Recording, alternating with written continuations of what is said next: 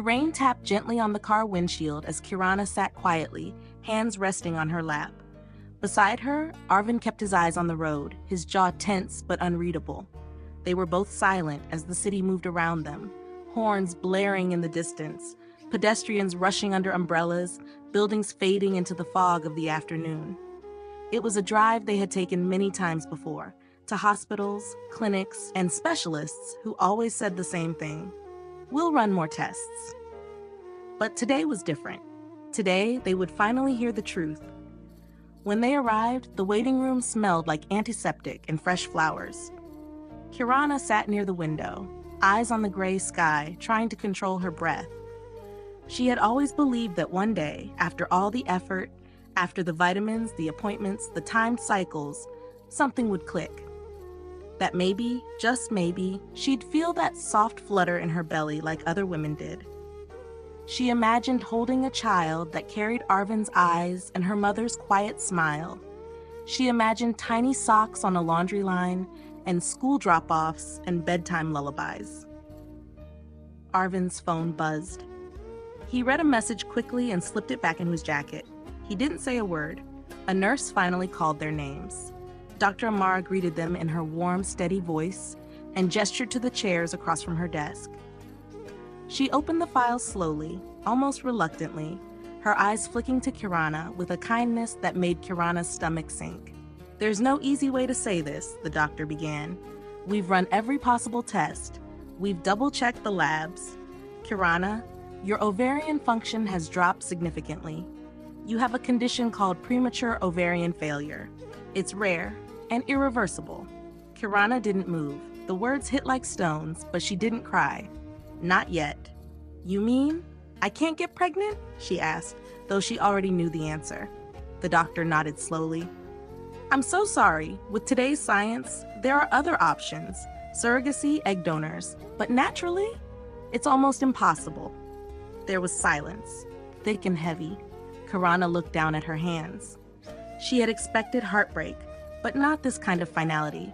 She had spent years hoping for an answer, and now that she had it, she felt like something had been stolen from her. Not just motherhood, but the dream she had quietly built in her heart. Beside her, Arvind reached out and took her hand. His grip was firm, reassuring. "We'll face this together," he said softly. Kirana turned to him. His face was calm, his tone steady, but his eyes, they were far away, not on her, not in the room. There was something missing in them, something she had never noticed before. Or maybe something she had refused to see. She nodded, holding onto his hand anyway, because that's what love does. It clings when things fall apart. It believes, even when doubt creeps in like smoke. On the drive home, Arvind talked about options. He said they'd look into treatments abroad. That money wasn't a problem, that they were still a team. Kirana only listened. She looked out the window, watching raindrops race each other down the glass. Her body felt foreign now, empty. But it was the look in Arvind's eyes that haunted her most, because love didn't look like that. It didn't look distant. It didn't look like someone already imagining a life with someone else. And in that quiet, rainy car, Kirana felt the first crack, not in her womb, but in her marriage.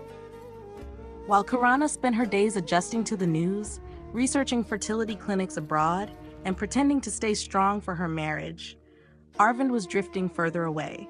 He still came home at the usual time, still kissed her cheek lightly before bed, still nodded when she spoke, but he had stopped really listening. The silence between them wasn't cold, not yet. It was simply quiet, too quiet. And during those quiet nights, when Kirana fell asleep, curled on her side, Arvind's phone buzzed again and again. It had started innocently enough. A business gala at a private rooftop bar, catered by high-end sponsors and crowded with old money families and new age investors. Arvind was there representing his family company, sipping whiskey and answering surface-level questions with the same smile he'd perfected over the years. That's when he met her. Nadine. She arrived fashionably late, wrapped in a silky red gown that hugged her in all the ways attention adored.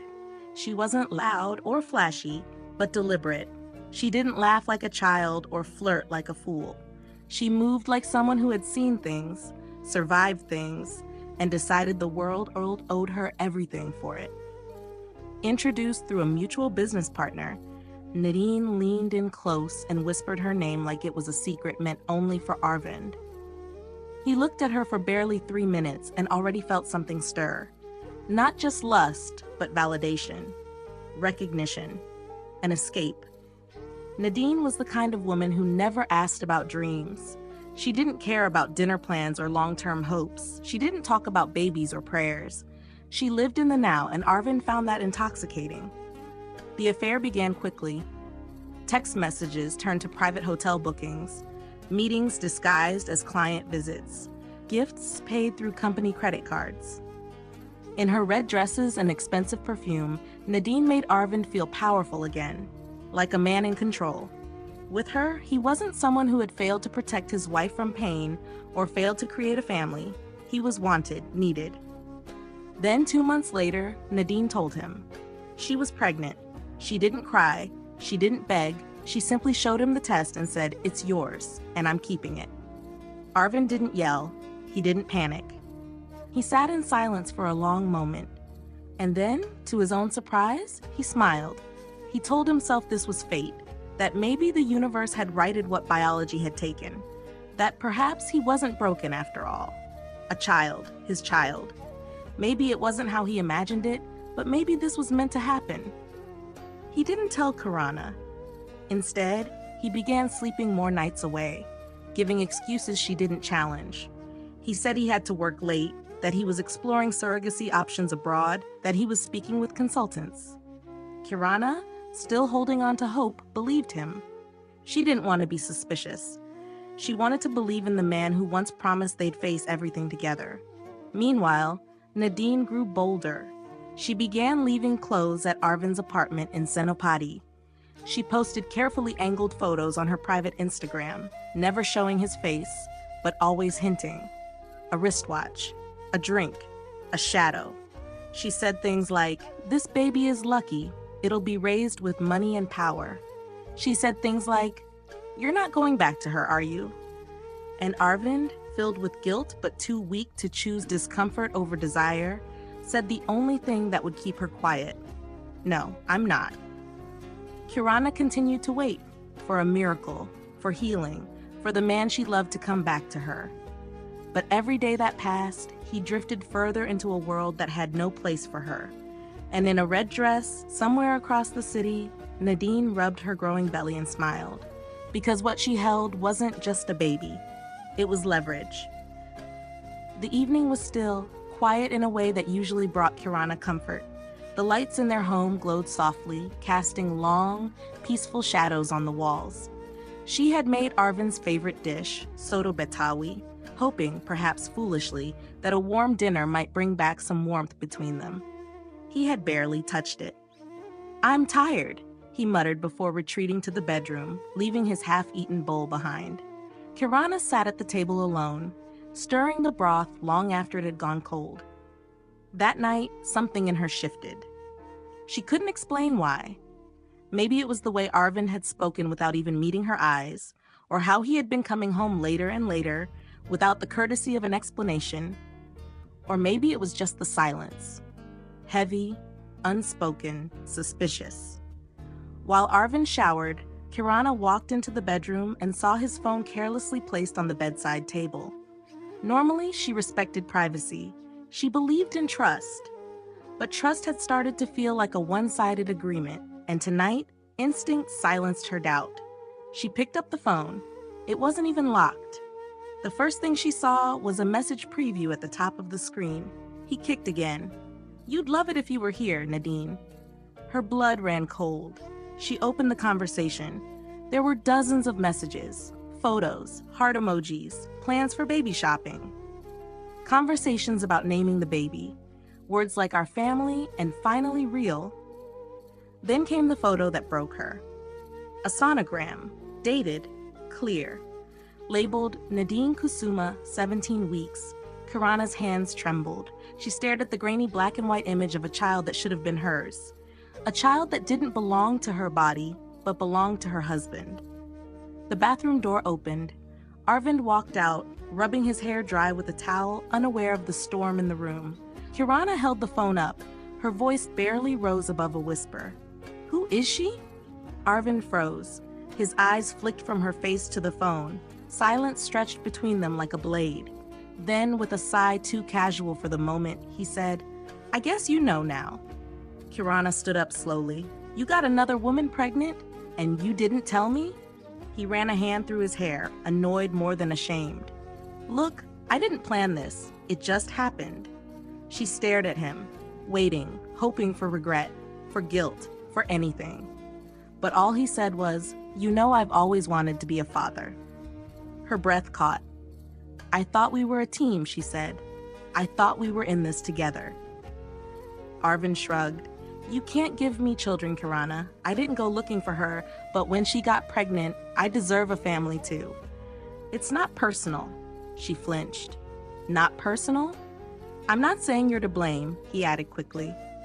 "But it's not fair that I have to give up fatherhood just because you... Because I'm infertile?" She cut in. He didn't respond. Kirana's vision blurred, but she refused to cry in front of him. "Not now. Not like this. You could have talked to me. We could have adopted, found a donor. We could have done anything together. But I didn't want a stranger's baby." Arvind snapped, his frustration bubbling. "I wanted something that was mine." The room fell into a heavy silence. Kirana walked past him, set the phone down gently on the dresser, and sat on the edge of the bed. The truth had arrived like a fire, uninvited, unforgiving. It burned through every quiet promise, every shared glance, every memory of trying to make this marriage work. And now it stood between them, smoldering. She whispered, more to herself than to him, "So this is what you chose, a child built on betrayal." Arvind didn't answer. He walked to the other side of the room, picked up his shirt, and left without looking back. Kirana sat in the silence he left behind, staring at nothing. She didn't scream. She didn't chase him. She just sat there. Because when your world shatters, the loudest thing in the room is your heartbeat. And Kirana could feel hers, beating not with grief anymore, but with the first faint stir of something else. Resolve. The morning she left, the sky was overcast, as if the world had agreed to stay quiet, while Kirana packed the last of her belongings.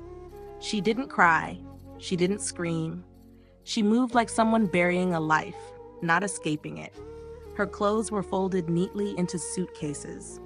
The wedding photo on the shelf was placed face down, then left behind. She took only what belonged to her, nothing more. The housekeeper stood in the corner of the living room, eyes filled with sympathy but unsure what to say. Kirana gave her a soft nod and a polite smile. "You don't have to explain anything to anyone," she whispered. Then she walked out, leaving the marble floors, the high ceilings, the silence. She rented a small apartment on the edge of town. 2 bedrooms, old tiles, peeling paint in the hallway, but it was hers. No servants, no cold dinner tables, no perfume that didn't belong to her. Just peace. Empty peace. Everyone expected her to vanish. Even Arvind, who didn't call. Not even once. The whispers started early. Friends stopped texting. Distant relatives asked questions they didn't deserve to ask. She saw a tabloid headline, "Billionaire's wife steps away after fertility dispute." A lie wrapped in gossip, but she said nothing. Her silence became their proof. Then came Nadine. With her glossy lips and staged elegance, Nadine turned Instagram into a weapon. She posted cryptic images, her hand over her growing belly, a champagne glass raised but never drunk, captions that read, "Some women are born to carry legacies, others just carry names. Glowing, growing, chosen, what you lose, I raise."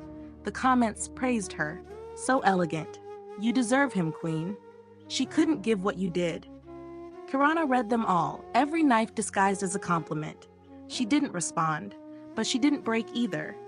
Instead, she opened a blank notebook and titled it simply, "Ashes." Not because she felt burned, but because ashes are what remains after fire, and what can still smother a spark. She wrote down every name, every date, every company Arvind was tied to. She remembered all the passwords she once helped him reset. She remembered who handled his finances, who booked Nadine's secret flights, who smiled too much at the wedding and never smiled again after.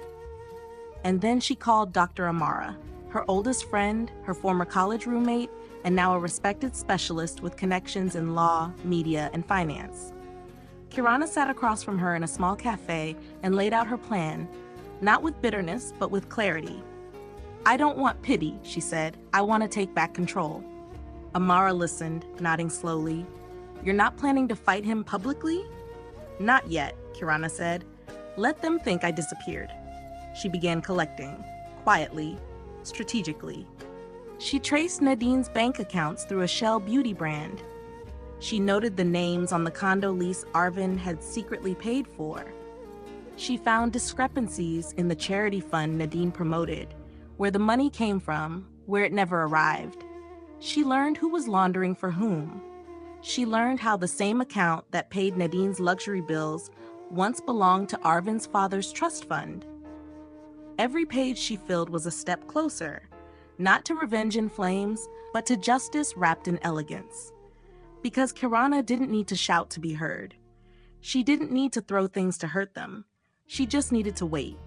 And while Nadine posed in maternity dresses and Arvind smiled in ignorance, Kirana quietly built her war. A war without warning. A war they never saw coming. Because when ashes settle, they're not always dead. Sometimes they're the ground where something unstoppable begins to rise. Kirana's new life was quiet, but behind that quiet, a storm was brewing. Every morning she rose early, made black coffee with her own hands, and sat by the window with her notebook. She no longer cried. The pain had settled into something sharper, cleaner. Her days were organized, each task precise: research, document, record. She was no longer the wife abandoned in silence. She was now the woman collecting pieces of a truth no one else had the patience to see. With Dr. Amara's help, Kirana was introduced to Aurora Law, a boutique female-led law firm known for taking cases most others avoided. It was a team of sharp, fearless women who had lived through betrayal, survived, and now fought for others. Kirana felt a strange comfort among them. There were no forced smiles, no surface-level support.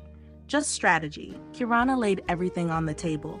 The sonogram, the text messages, screenshots of Nadine's cryptic posts, a timeline of events, the flow of Arvind's money that she had once helped manage.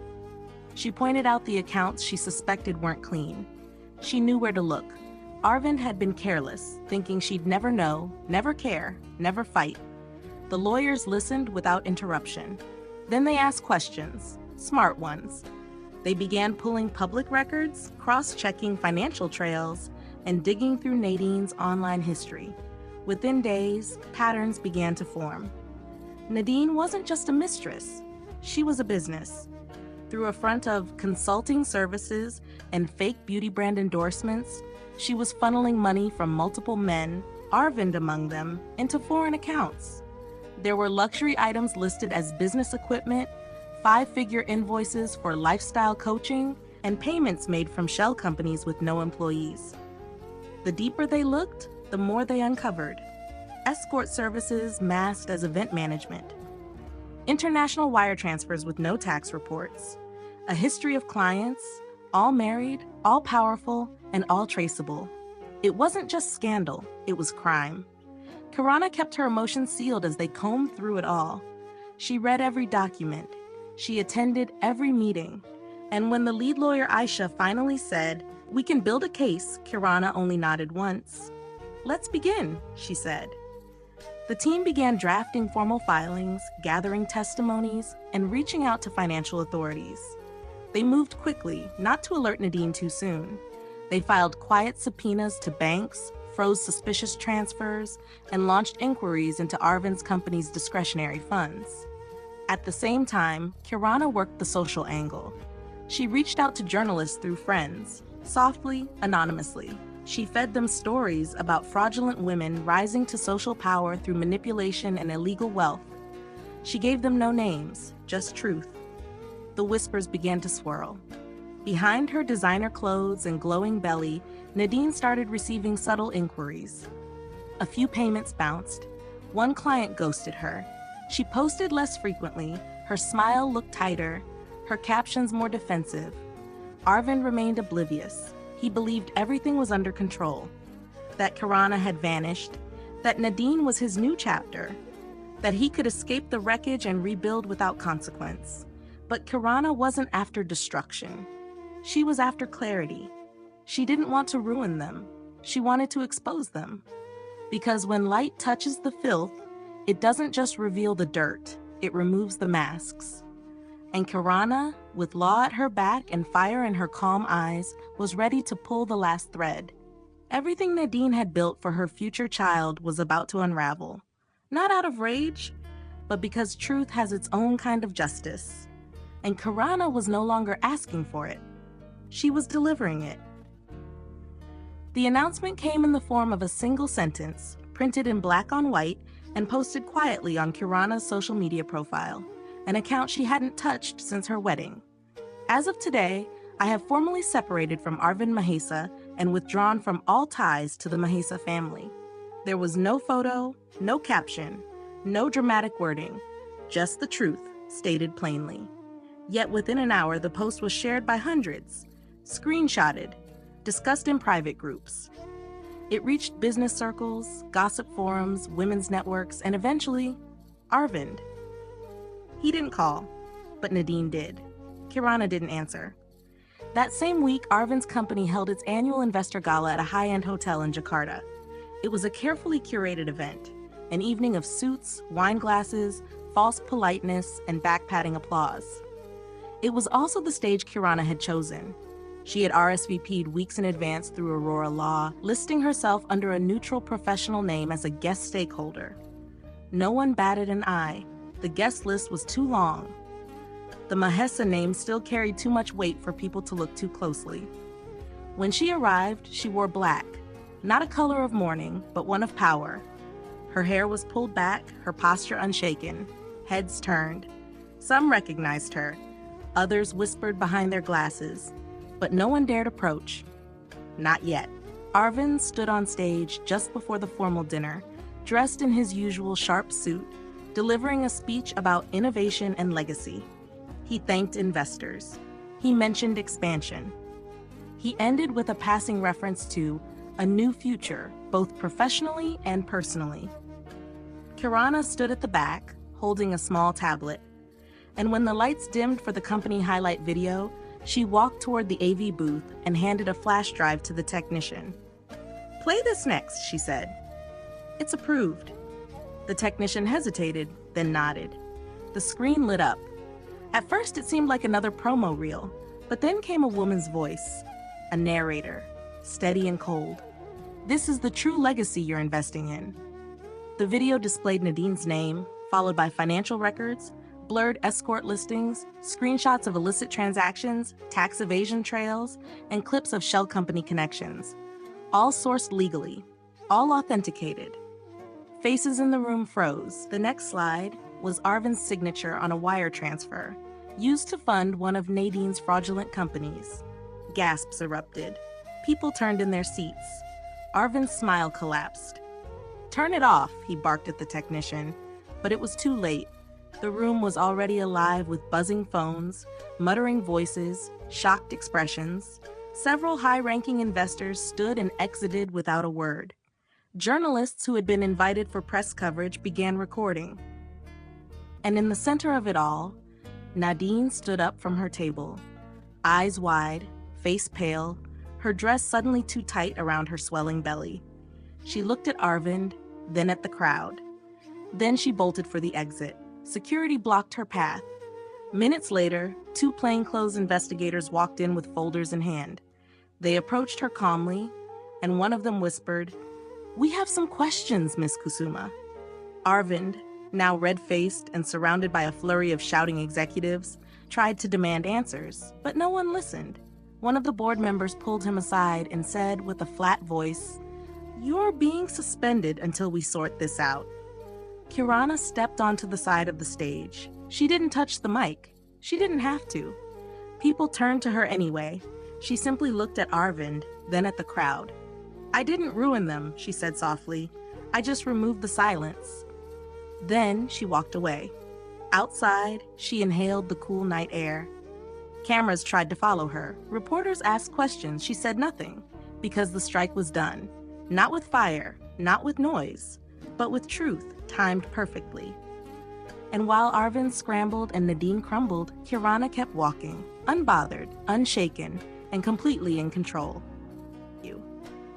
It was a rainy Monday when the news quietly broke. Nadine had given birth to a baby boy. There was no celebration, no flowers, no press release, just a single hospital photo leaked online by a nurse. Nadine lying in a stark white bed, her makeup faded, her eyes hollow, clutching a newborn as Arvind stood awkwardly beside her. He didn't smile. He looked like a man lost in a room full of consequences. By that time, everything had already begun to unravel. Arvind was no longer sitting at board meetings. He had been officially suspended from his company, pending a full investigation. 3 major investors had filed breach of trust lawsuits. Tax officials raided his secondary office. His phone buzzed endlessly, not with congratulations, but with demands, cancellations, and legal threats. Nadine's accounts were frozen. Her luxury apartment was repossessed. Brands that once partnered with her quickly cut ties, issuing public statements about integrity and due diligence. The baby changed nothing. If anything, it made the spotlight harsher, more invasive. The woman who once wore red silk and spoke in confidence now sat alone in a maternity ward, begging Arvind to fix what neither of them could fix anymore. Arvind, desperate and unraveling, did the only thing he could think of. He reached out to Kirana. The message came through a mutual friend, then a second, and finally, directly. "Please, I just need to talk. One time. I don't know who else to turn to." At first, Kirana didn't respond. She had nothing to say. She had already walked away. But curiosity, perhaps closure, finally led her to accept the meeting. They met in a private cafe tucked inside a quiet hotel lobby, far from public eyes. Kirana wore gray, no makeup, no statement.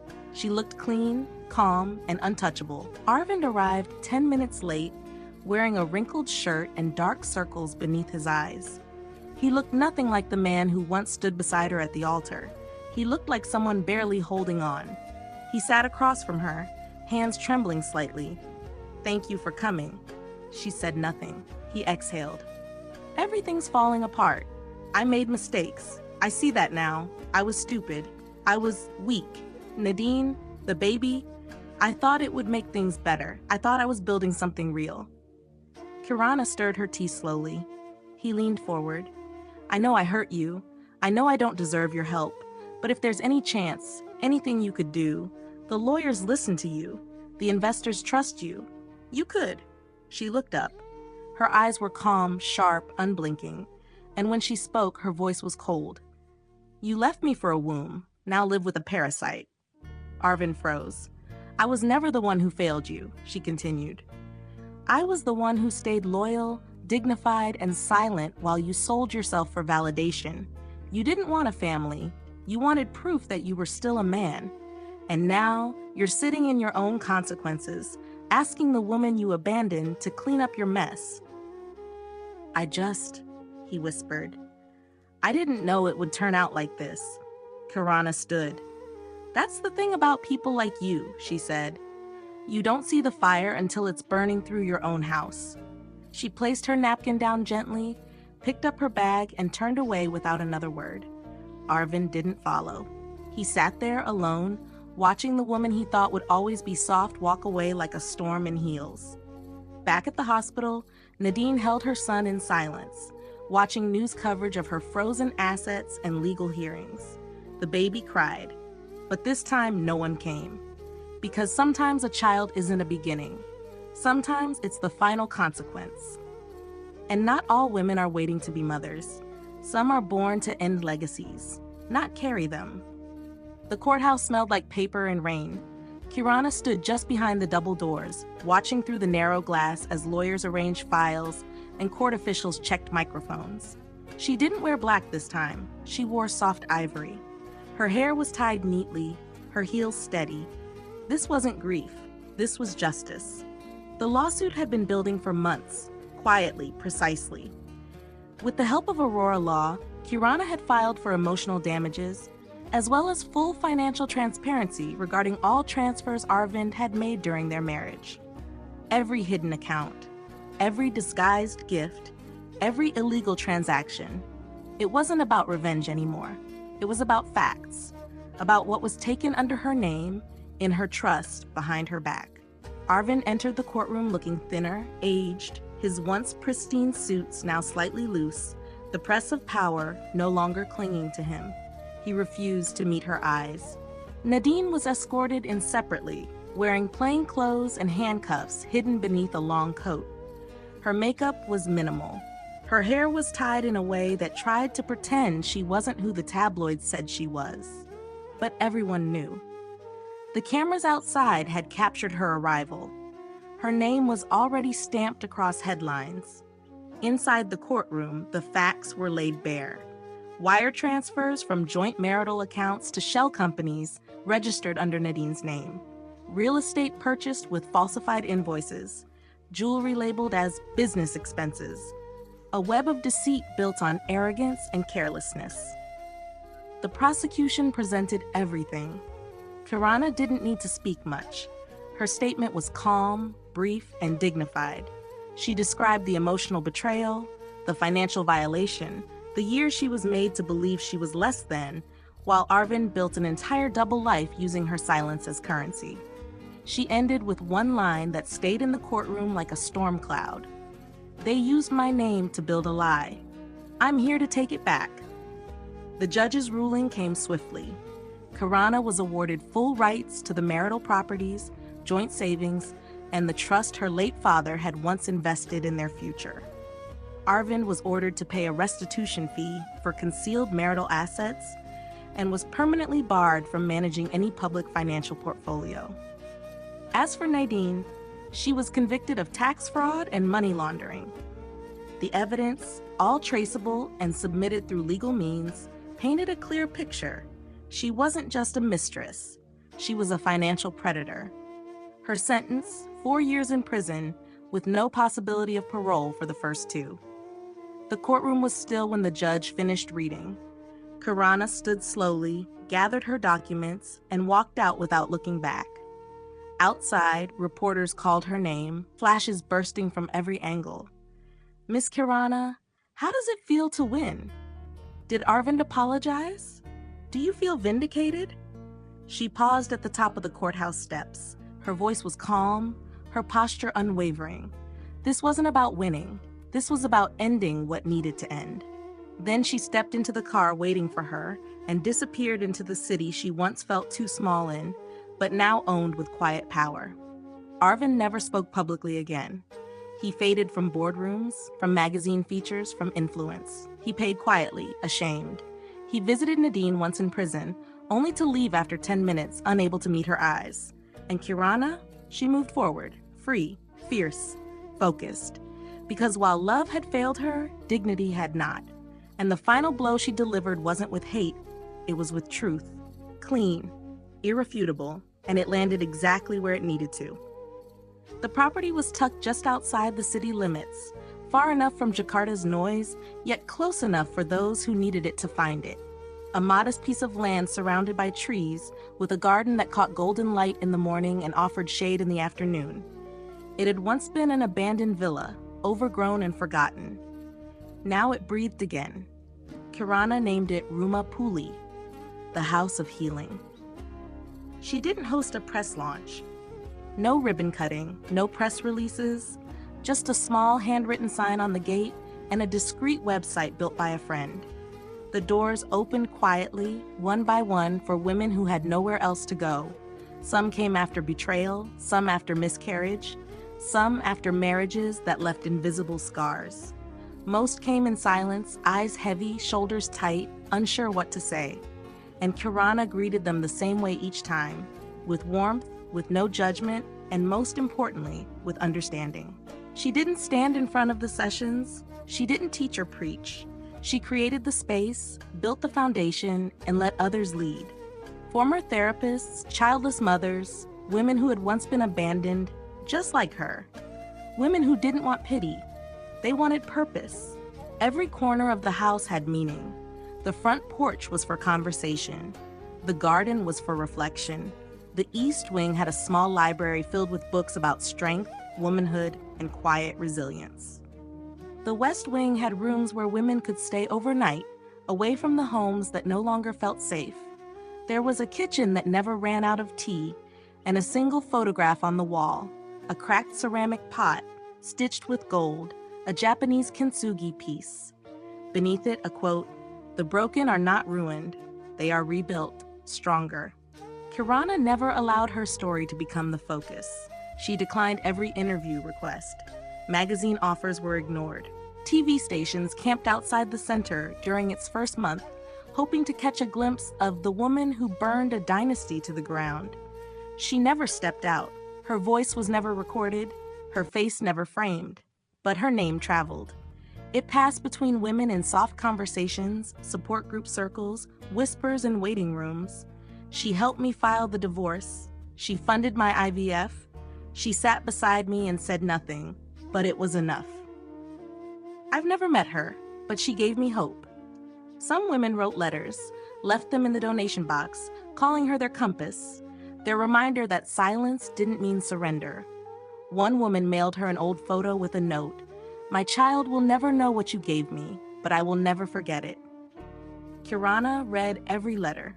She didn't respond, but she kept them all in a small wooden chest in her bedroom. Her life now was simple. She rose before the sun, watered the garden, reviewed files with her legal team in the afternoon, and spent evenings reading by the window. No one called her Mrs. Mahisa anymore. No one reminded her of what she couldn't be, because now she was. Not someone's wife, not someone's shame. She was a sanctuary, a shadow behind the light. A story passed between women who needed to remember they still had a name. She rebuilt everything, not with noise, but with quiet decisions. And in that silence, she became a legend. Not for what she lost, but for what she gave back. The letter arrived on a quiet morning, wrapped in a cream envelope, handwritten in the familiar curve of someone Kirana once loved. There was no return address, but she knew who it was from before her fingers even touched the paper. The scent of regret lingered faintly beneath the ink, as if the envelope itself carried the weight of everything left unsaid. Kirana held it in her hand for a long time. The garden around her was still, dew resting on leaves, birds hopping between flower beds, the breeze whispering through tall grass. The center had just opened for the day. Somewhere inside, laughter echoed lightly from a shared breakfast table. Life continued. She turned the envelope over, then over again, still sealed. But she didn't open it. Instead, she walked to the edge of her garden, to the spot where the first stone of Rumapuli had been laid. There, beneath a small tree she had planted in her first week, an olive tree for peace, she struck a match and held the flame until the letter caught fire. It curled, blackened, folded in on itself. She watched in silence. There was no anger, no sadness, only clarity. Because she knew what it would have said. Apologies too late, long explanations for short betrayals. A man begging for forgiveness not because he had changed, but because consequences had finally caught up with him. She had seen it before, in courtrooms, in tear-streaked messages forwarded from mutual contacts, and now in ink. But Kirana wasn't seeking apologies. Not anymore. She turned from the ashes and walked back toward the veranda where her tea waited. A volunteer passed by with a smile. "You have a visitor today. A young woman from Bandung. Her husband left after her miscarriage. She's been quiet all morning." Kirana nodded. "Let her stay as long as she needs. No one has to talk before they're ready." She sat on the bench beside the garden, surrounded by growing things, lavender, mint, wild daisies. She closed her eyes for a moment, breathing in the scent of life and earth and things that took time to heal.